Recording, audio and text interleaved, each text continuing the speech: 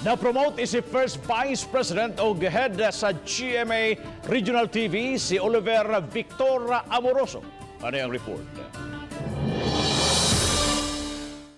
Gikan sa labing dako ug nag-una nga television network sa nasod na promote isip First Vice President ug head sa GMA Regional TV and Synergy si Oliver Victor Beltran Amoroso.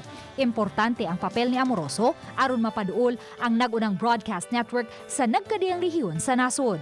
Gipanguluhan ni Amoroso ang operations, content and production ug ang business development sa GMA Regional TV sa North Central Luzon, Southern Luzon, Central and Eastern Visayas, Western Visayas, North, South, Central, and Southern Mindanao.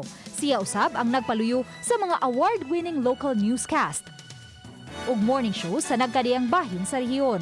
Ubos sa iyang liderato, nakuha sa GMA Regional TV ang mga pasidungog isip Best Regional TV Network sa Platinum Stallion Media Awards sugod niadtong 2017 hangtod 2020. ug Most Development-Oriented TV Station sa Gandingan 2018, the 12th UPLB Iskut Iska Multimedia Awards.